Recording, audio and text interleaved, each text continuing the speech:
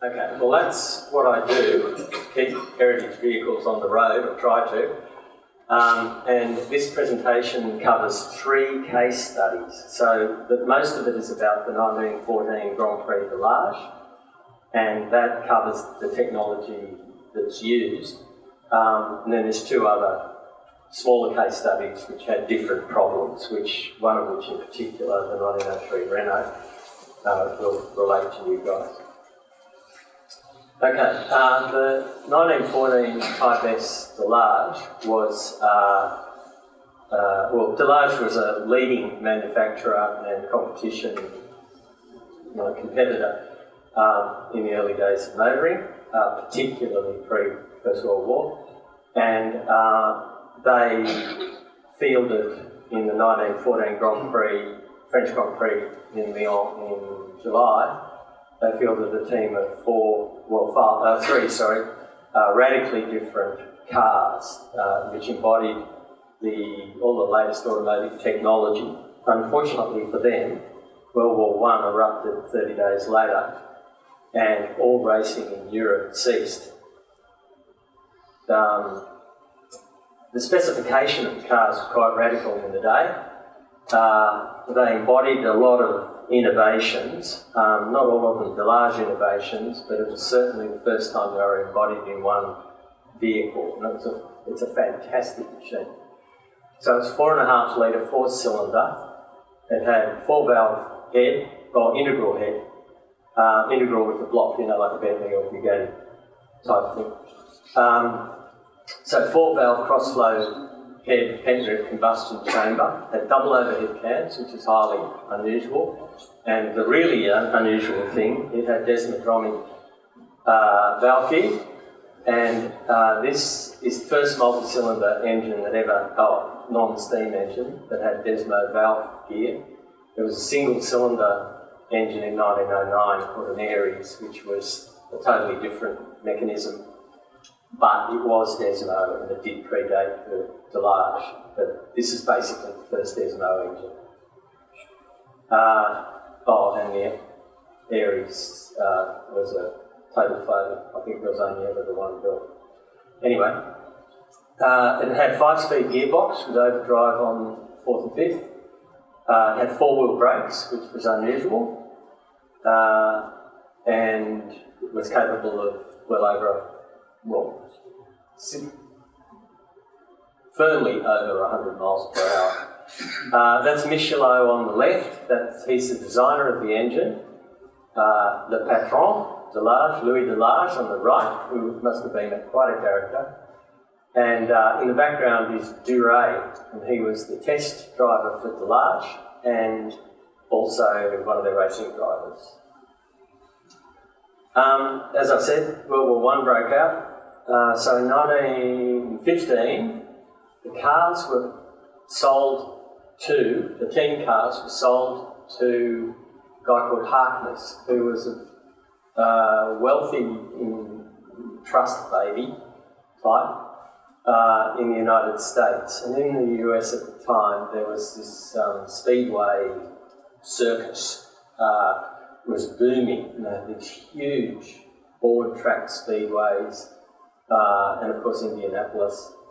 And the cars, the Delages, were really not suited to that sort of racing at all.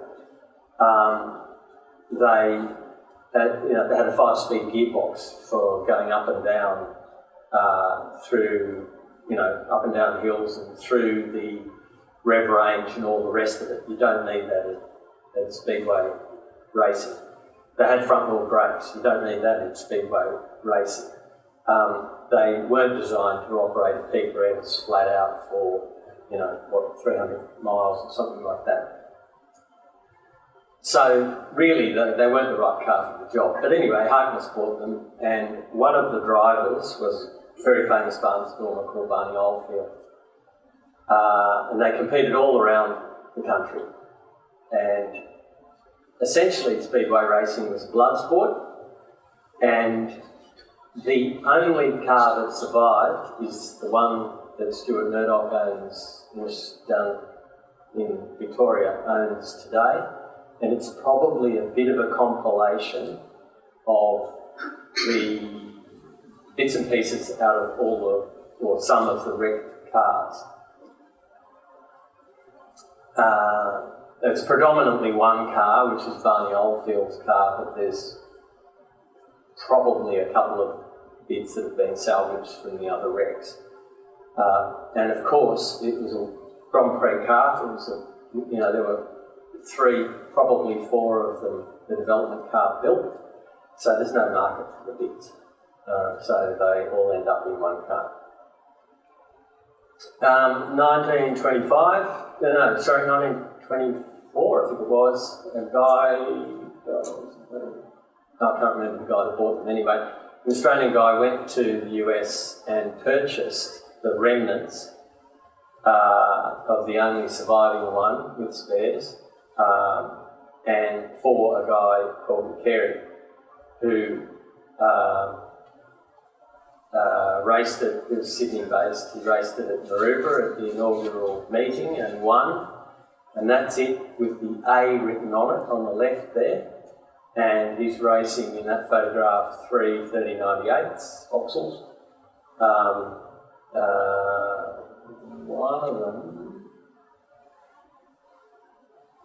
One of them's Hope Bartlett, I think. And was Boone Garlic in that? Not in that race. No, I don't think, possibly. It's in the army. Yeah, it possibly was.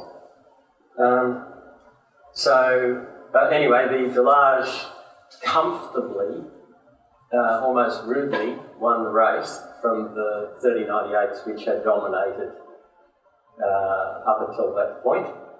The car was sold by McCary, passed through a few hands, ended up in the hands of Lex Davis, who who always intended to restore it, but unfortunately, I think he died in '65 and never got to it. He was deeply involved in other vehicles, including his Alphas and things like that.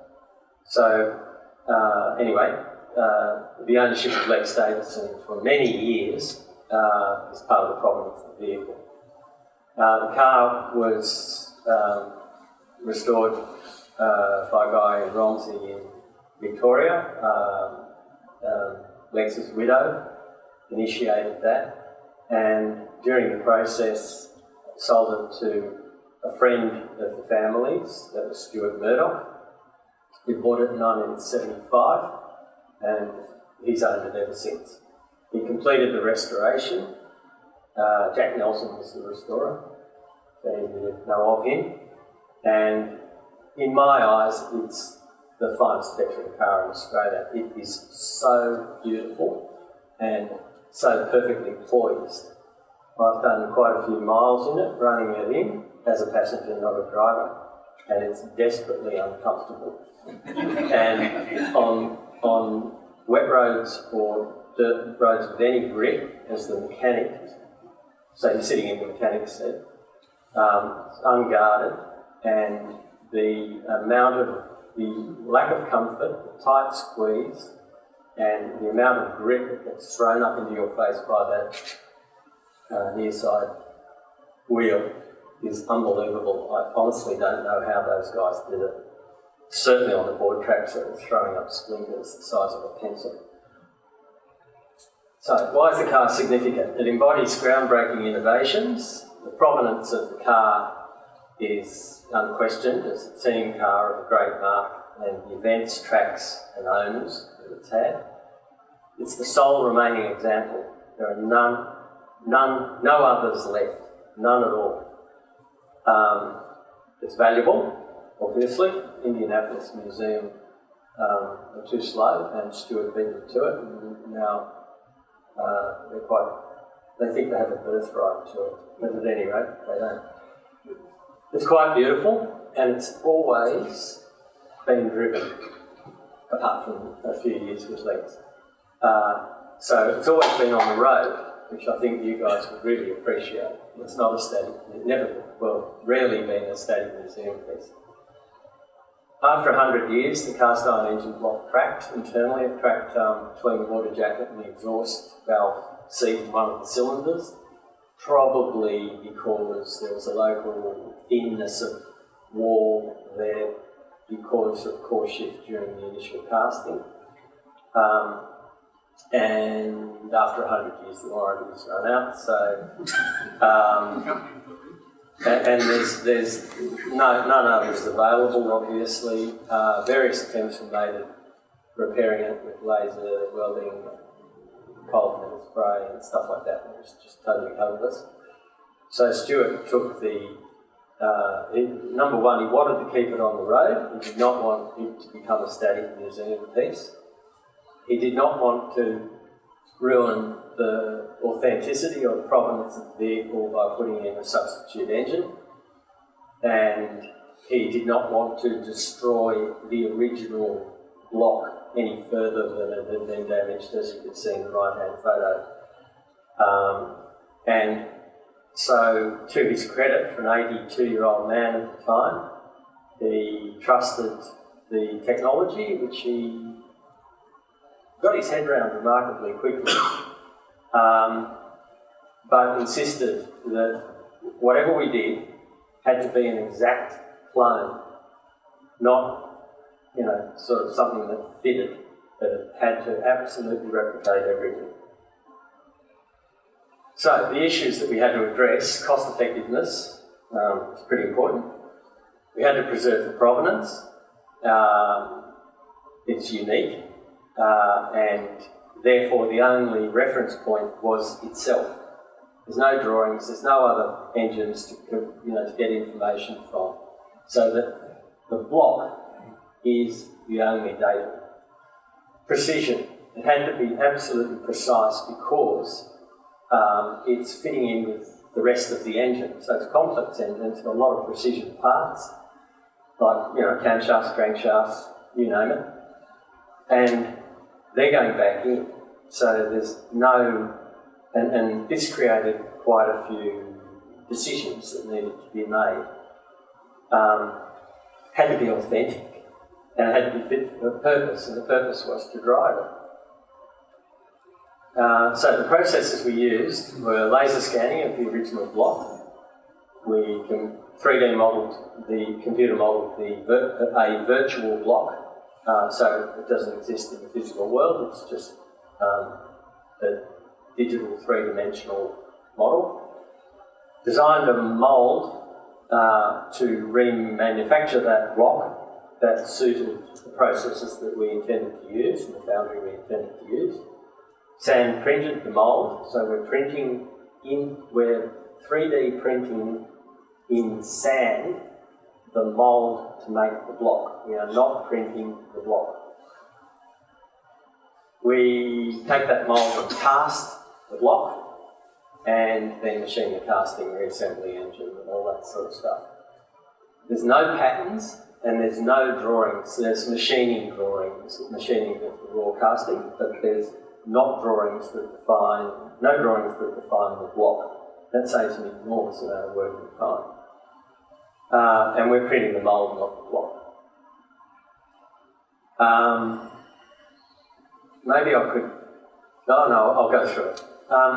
Just so for those of you, I know a lot of you will be quite up to speed on this, Mr. Snake, but just to give you an insight into 3D if you don't know it.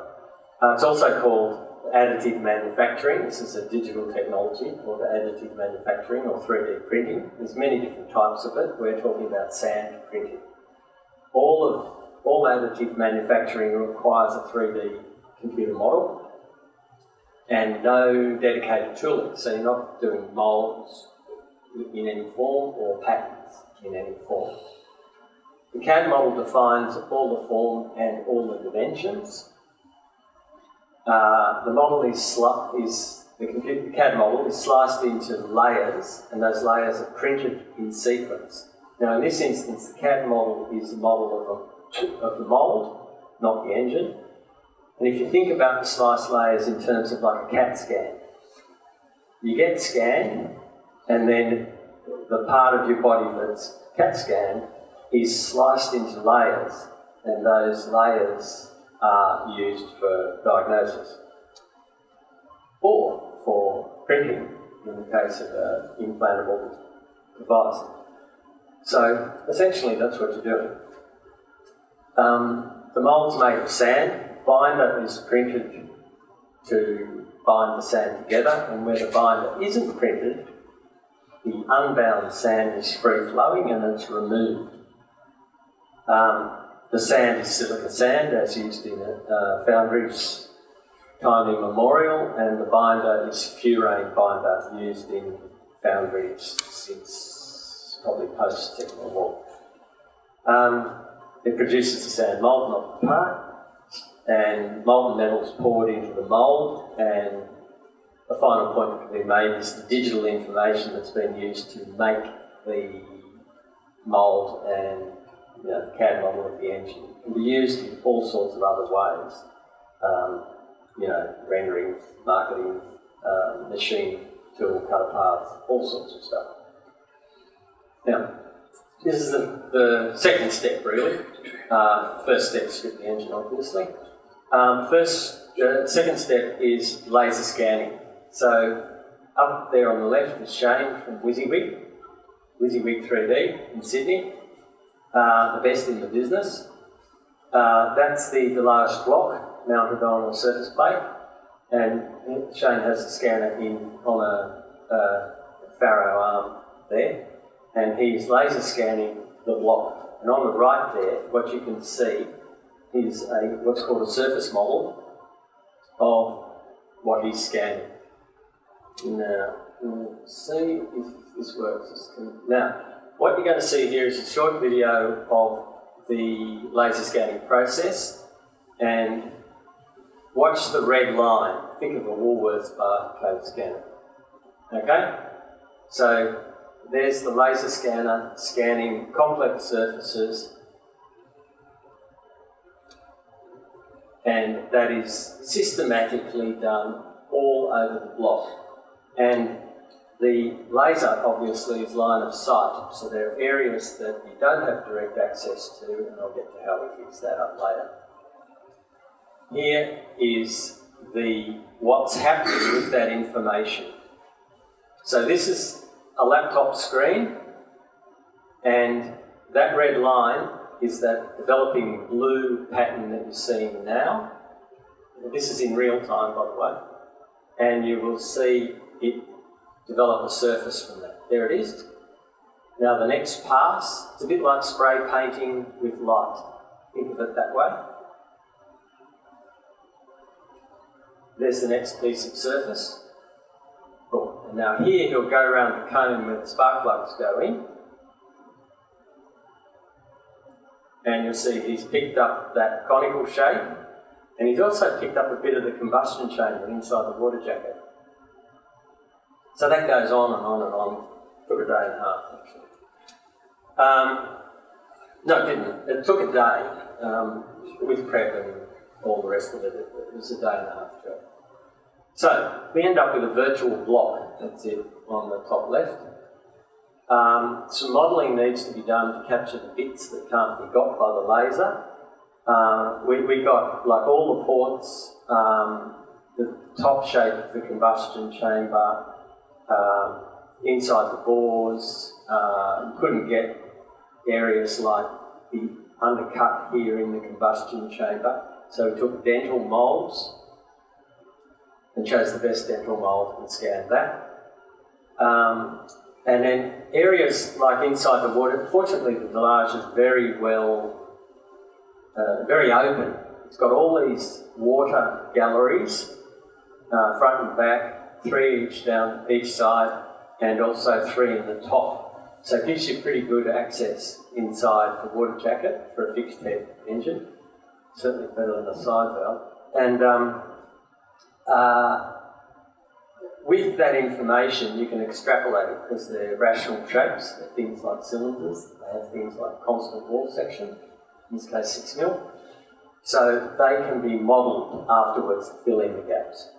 That model can then be interrogated and make sure everything's right, make a few decisions regarding variation in reality, whether you make things like bore centres consistent or whether you mimic reality, remembering that you have to capture and integrate with existing parts like crankshafts. So the level of detail is extreme. There's a part line from the original sand mould. There's a grind to clear a flange, a washer to hold the block down onto the crankcase, aluminium crankcase. All of that is captured in the scanning. Oh, and another thing that's done, machining allowance is added. So we're scanning a block that's a functional block. Obviously, it's got a lot of machined surfaces like valve seats, bores, datum and mounting surfaces. And so in those instances, what you do is you have to add a machining allowance for it to be machined away from the raw casting. You have to fill in things like holes, stuff like that. The other thing you have to do is you have to add contraction. So the cast iron in this instance has a contraction rate of roughly 1%. So you have to make the model, the virtual engine model, 1% bigger.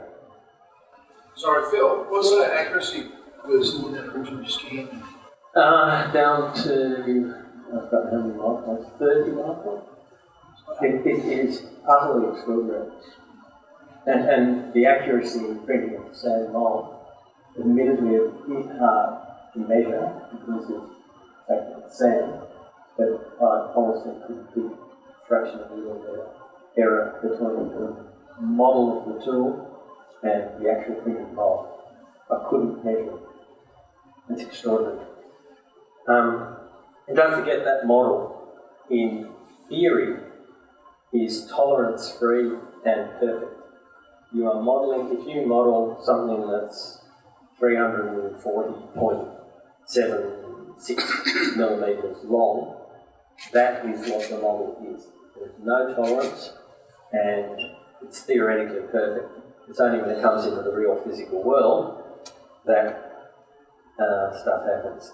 So, I designed a mould to make that raw casting of the Delage engine.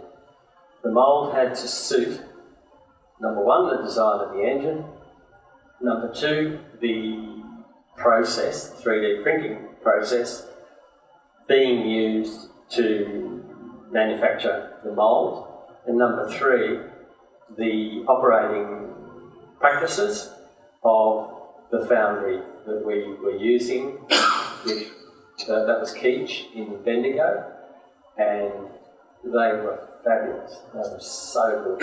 And they're a steel foundry, but they did cast iron for us. Also, that digital data was used for some computer-aided engineering. So that image on the right there is a mould flow analysis. So what I didn't do it, Keach did it. They modelled, simulated the flow of molten metal into that mould. Just on the mould design, it's 14 parts in total. The original Delage mould would have been at least 42, probably more.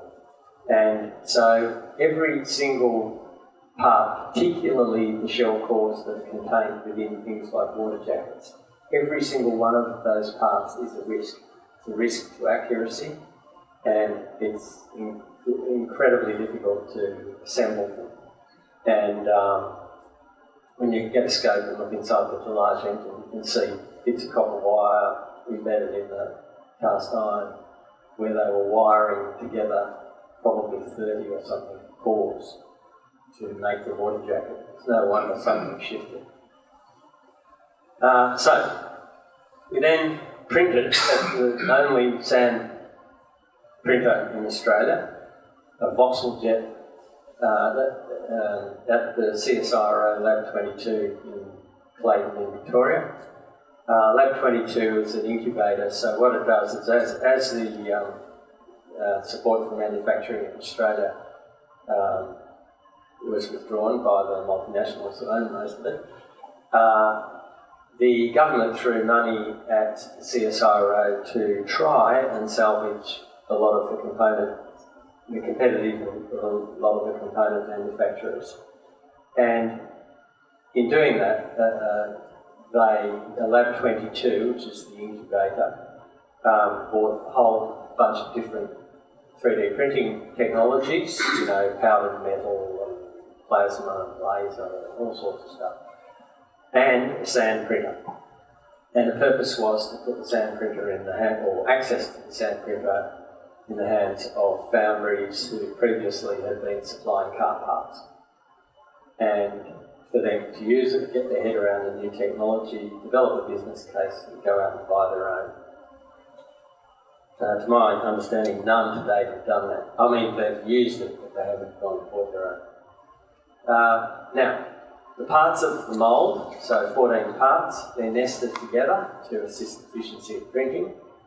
And what you see on the right there is one of the print runs. So there's two halves of the water jacket. You can see two of the cylinders and combustion chambers, a couple of other parts that you can see there. Now, this is the printer in action. So imagine what it's doing is it's laying a 0.3 millimetre layer of 190 micron sand down on a bed.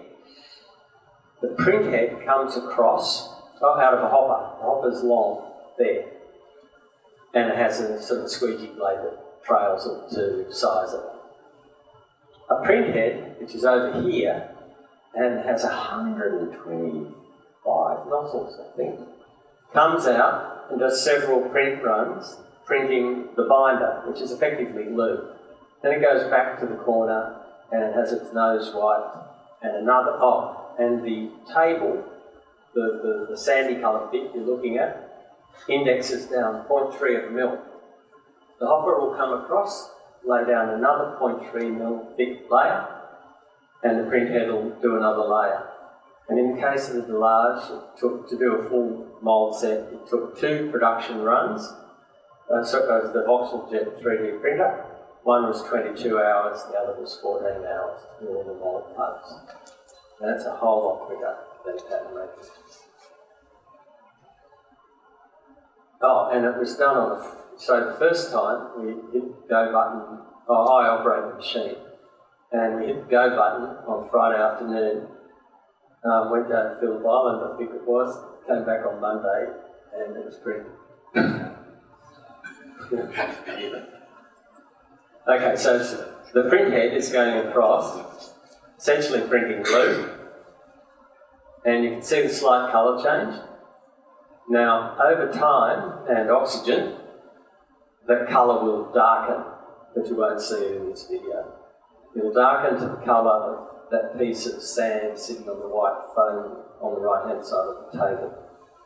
Okay, so the printer now is having its nose wiped, and here's the next layer of sand. Okay, so you sort of get the gist. Now, this is the unprinted sand being cleaned away. It's actually not that easy. You can see the sand blown away, but the surface of the mould has to be finished. There's a lot of hand finishing that goes on to get things like stepping out of the sand. I can explain that if you want that in detail later. So there's the mould emerging from the unprinted sand. The unprinted sand, by the way, is entirely recyclable. So top left is half the water jacket. Now that in the original would have probably been 15 or 20 or something shell cores all wired together with copper. We did 2 halves. They're the main bodies of the mould. There's the runner, and the gate comes in there. Feed comes in there. They're big, by the way. They're it's about a metre long,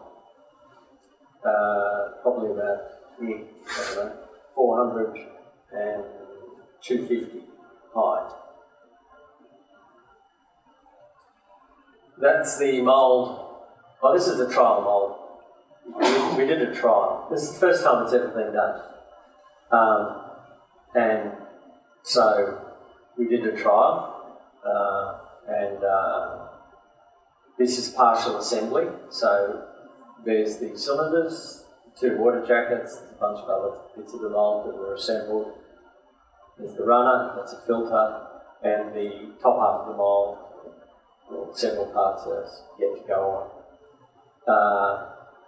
That's the raw casting emerging from the mould box, and as you can see, it's sand mould, and the mould's destroyed each time. So it emphasises that this technology is good for high value, low volume. And once you get past about 5 or 7 units, you're probably better off making patents. So there we have the trial mould, trial block, and there we have the original. The trial block was sectioned to ensure that the integrity of the parts were right, what problems we had, like core shift, or the walls were even, all that sort of stuff. Everything was pretty good. It was next to perfect, and we, in hindsight, could have used it, but it's a bit late. Any of the changes that we made, basically we made to the process rather than we didn't change the design. That's, the engine, but anyway. Another set of mould parts was produced for a production mould, and that was assembled. So there you can see the sand printed cube. If you look on the table, you can see a white cube shape. That's a 1/4 scale model of this mould, and we did that for this. The biggest benefit of that was so that the foundry guys could rehearse the assembly, and it got them engaged, because they don't engage that well with digital technology. Once they had something in their hands, they became interested. That's the production block there, and you can see, there's a riser, but there were 4 of them, 2 of them snapped off. There are more risers there. They're actually vents that are filled with molten cast iron, because gassing and breathing is very important.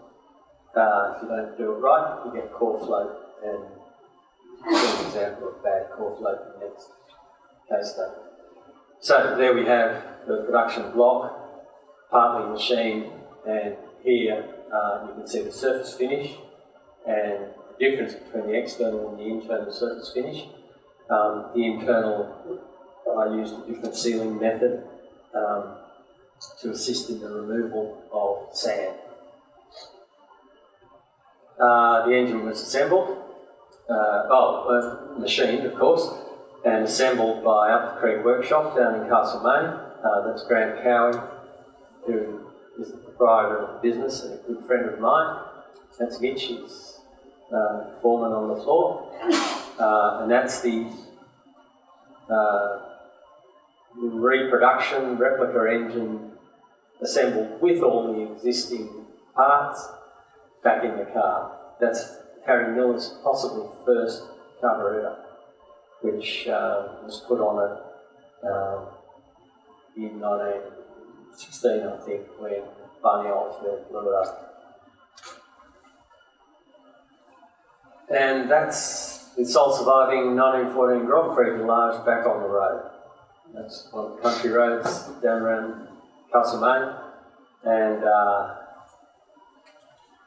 we're lucky for the young lads wearing goggles, because the amount of crap that front wheel throws up. It's a fantastic vehicle, absolutely fantastic. Look at that straight through exhaust pump. Just burbles, it's wonderful. Now, any questions about the process? With that one, the scanning of the water tanks, Yeah. You did all the external scanning, but I think it was, he was talked before, getting the heads in there to do the internal scanning was quite a delicate process. Very, very difficult. It was difficult, but the beauty of the Delage was all of those access points. So if you could imagine line of sight, the light goes in through a water jacket port, hits the surface in the distance, and creates a surface, a digital surface. That happens in numerous locations, numerous. Through the top, you get most of the top of the combustion chamber, and through the ports, they're elbow ports like that. You can, and by going in the ports and up the port, you can get the whole of the actual port shape and form. Now, the bits you miss the gaps have to be modelled, and the rationale that you use is that you've got some of the outer surface, let's say, of the cylinder. You've scanned a portion of the outer surface, you've scanned a portion of the inner surface. You know that it's a rational shape, which is the cylinder, and you know it's got a consistent wall section because you can check it. So you create what's missing. Then you check that creation, like that slide that showed the section through the digital model. You check that creation against reality, make sure that you're not making assumptions that don't bear out.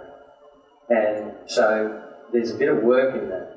A significant cost in this goes into the creation of the digital model. The scan is really good value. Really good value. It captures a lot of information quickly, but filling in the gaps takes time and costs money. The printing is really effective, cost effective. It's that bit in the middle, creating an accurate model, which you've identified, is difficult. How did you get the wall thickness in the areas that you couldn't scan? How did you measure that with ultrasonic? No. Oh, no, not ultrasonically. Because you can, well, for a start, you can use calipers. Grant's got this amazing leather, they're from a leather maker, measuring heights. And they're these amazing digital calipers that have fingers that go, and he can literally measure to about wall sections that otherwise are unmeasurable mechanically. And I've got to find myself a set. And the other thing you do is, because you've got a very accurately scanned surface, you can trust that the inside bit you've scanned, or one side that you've scanned, and the other side you've scanned represent the actual wall section. One minus the other, that's but yeah. And so, and with the Delage, it was remarkably consistent at 6mm. Remarkable. All the way around? Yeah, basically. Top and bottom? Yeah, basically everywhere. It was thicker in the bore, it was roughly 9, but it was basically a 6mm wall section the whole way, which is quite thin for the time. And it had local thick bits where, like bosses where manifolds bolted on, or where there were transitions in form, but it was essentially a 6mm casting. Yeah. No liners in the board? Sorry? No liners in the No, straight cast iron. The car's obsolete at the end of the season. They're not really, and it's cast iron. It's not a aluminium block, so they're really not after longevity. One other question. The actual blend of the cast iron. Yeah. Did somebody analyse that and reproduce exactly the same blend? Yes, we did. Hang on. See on the right-hand side there's a couple of bits that have been removed in an attempt to get the laser welder in there to repair it, which was flogging a dead horse. we took one of those bits and had it analysed by, I think Keach did it in-house, and the composition was remarkably similar to modern T250 cast iron, like within fractions of a percent. And the only thing we did, so the cast iron that's used in the replica is the same chemical composition, except better controlled, sort of cleaner and finer. The same composition as the original, and the only thing we did was we added just a smudge of chrome to it, fraction of a percent of chromium to it, because the pistons that were going back in it had modern rings, and modern rings, so I'm told, are pretty hard on soft cast iron. So they added 3% chrome to it to harden it up. So the original pistons were maintained for years? They're not original. They're from the restoration back in 1975. I believe. Cast aluminium? Yeah, they're aluminium.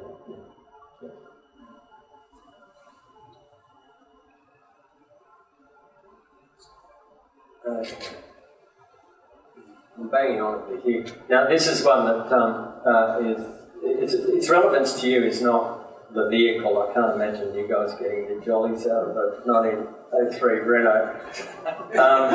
But at any rate, the point of this one is it had an unmovable deadline. The bloke that owned this, who I've never met, is in WA, and he had his 1903 Renault and he wanted to run it in the Brighton Run, London Brighton Run. And he'd been wanting to do it for years, and the previous year, in 2016, it had failed. The restoration he hadn't made it. And he only had one more year to go, and in the race to get it ready, the blocks, plural, were found to be essentially degraded to the point where all the cast iron was frangible and brittle and utterly useless. You can see the bottom left-hand tab is just broken away, and that's not because of some brute mechanic. It's because the integrity of the cast iron is just completely shot. And so he had the deadline of September 2017. End of story, because the London to Brighton run happens. Actually, no, the deadline would have been August, because the London to Brighton run without him, and he was determined to be in it. So this engine is cast iron, it's a side valve, it's 2 blocks, 4-cylinder cast in pair. Now, the relevant issue here is the deadline and the speed that this process of laser scanning, computer modelling, sand printing and mould, and then back to traditional methods. That's the speed of that. No pattern making, no engineering drawings, all that sort of stuff is the issue. And we achieved the deadline, and we ran and finished in 2017, London to Brighton, and that was the point. I was mentioning before about the balance of the Delage engine. Here you can see an example. We ended up doing 3 trials on this. It was a nightmare. You can see an example here of what's called core shift. This particular engine, because of its lack of symmetry and its lack of, in its original design, its lack of ability to support internal cores, was really subject to core shift. And I had to develop a process to ensure that the cores, the internal cores, and make a couple of minor unobvious design changes to ensure that the cores did not shift. And in hindsight, I think that probably what I did was what they used to do back in the day anyway, because they could create these things by the hundreds. and we found it extremely difficult to create a mould that wouldn't fail.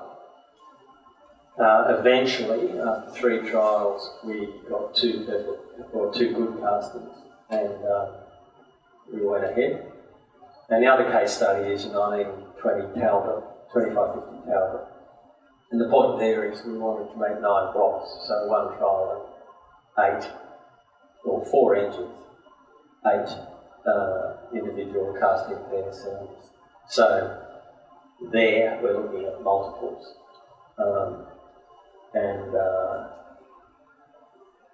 That one, the issues there, accuracy, repeatability, they all have to be the same. Fit for purpose, they have to be on the road, cost effective, and it's a low production run, so therefore that impacted the processes that needed. I needed to hand my precious sand moulds, which I would mother and hover over and do everything by hand. I had to hand them over to the mould setter on the foundry floor. So the process and the design had to be realistic and robust. And also on that we used a different process where we scanned the blocks. Actually we scanned 2 blocks, which highlighted the variation between pre-mass production days. That's another story. We took the scanned data and we actually did what's called a solid model, because the shapes were so simple, really. It was better to use the solid model, the method, than use the scanned data. We just used that as a template to build the model to. I told the client that the results would be better than the original, in that it wouldn't have the variation and the imperfections that the original blocks had. And he was fine with that because he wanted to do some improvements anyway. Wanted to raise the compression and change the combustion, change the design to a Recaro head, all sorts of stuff like that, improve assembly. So he wasn't particularly worried about originality. So I designed the mould, of course, and introduced it to the production environment. That's one of them coming off, and having runners ground off. I had to keep a distance on that one.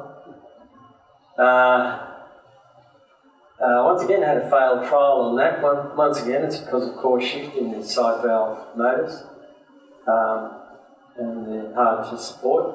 And anyway, had a successful trial and cast up 2 more. And that's the original, or one of the originals in the background, and that's the cast one. And approved machining and reassembly. And because of the changes, so there's a new one, made a few changes. One of the problems was the tops of the combustion chambers kept being torn out, essentially, by the attachment of these gorgeous brass water jacket castings. And so we stiffened up the ribs, improved water flow between the cylinders, improved water flow around the valves, changed the combustion chamber internally. Made blind bosses instead of, for things like exhaust studs. And because we made changes, we cast in the owner, my client's logo. He's the guy that owns Kookaburra, the cricket ball and bat equipment manufacturer. And that's the logo of the Kookaburra company. So we cast that little logo in, actually, just there. And it wasn't for vanity, it was to identify that these were not original, because it's pretty hard to tell. So in summary, I've banged on long enough. Digital tools, the pluses are accuracy and authenticity. It captures all the info. It's easy to modify the original design, as you can see by the Talbot. Well, easy for a good CAD modeller. And my role as project manager in this is bringing the digital technology together with the traditional skills of foundries and workshops. I've got a diesel fitting background. I did an apprenticeship prior to going to uni. And so I've got this, I sort of straddle the middle of my past and my interest in automotive technology, my experience working for manufacturing and my experience in R&D using digital technology. So my role is in the middle there, managing the gap between new and old technology. And if I can emphasise anything, I would say do a trial casting, because you always improve the process somewhere in there. And this is the final slide. You've all heard of the economy of scale and Henry Ford and Ransom Knowles and Smith & Wesson and all that. What digital technology offers is the economy of scope. It's essentially mass customisation, and so it often suits low volume, high value restoration work. For example, somebody in Australia owns a Benetton, and scanning technology was used to capture the information of a gearbox casting that failed, I believe.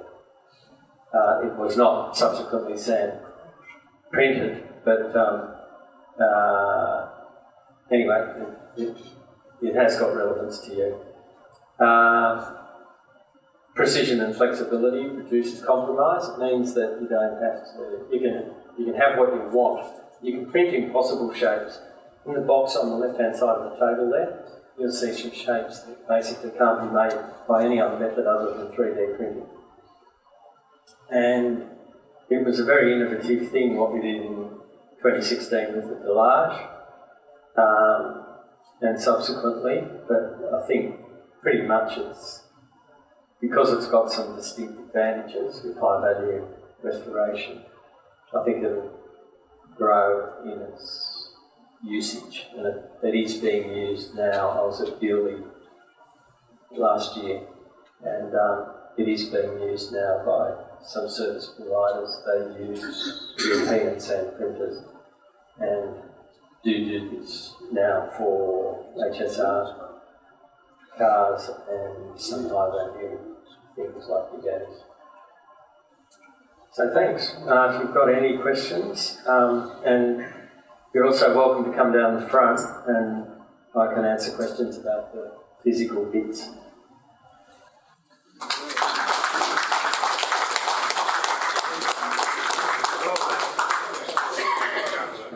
Excuse me. Thanks very much, Phil. That was pretty interesting, exciting stuff. Obviously, a 21st century solution to 20th century problems, but the people must have been pretty clever even way back then. Oh, yeah. What they did in the day, what the Delage, well, what Michelin designed and what the Delage factory was capable of producing is absolutely extraordinary. I really admire them. You know, And Delage gets used occasionally? Yeah. It's run at Phillip Island, Rob Roy, Collingrove. Other places. Good. And on the road, Stuart, his sons and grandchildren, sons and daughter, one of the daughters is riding it, and grandchildren.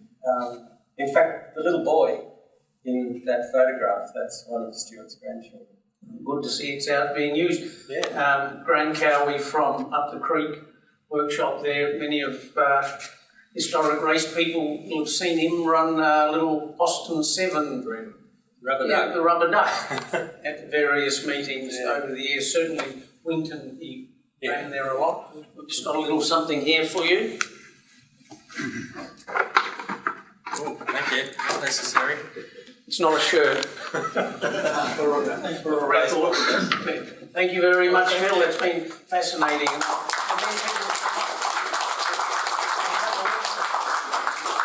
The patterns or various things here, they're quite amazing. So wander on up and have a look.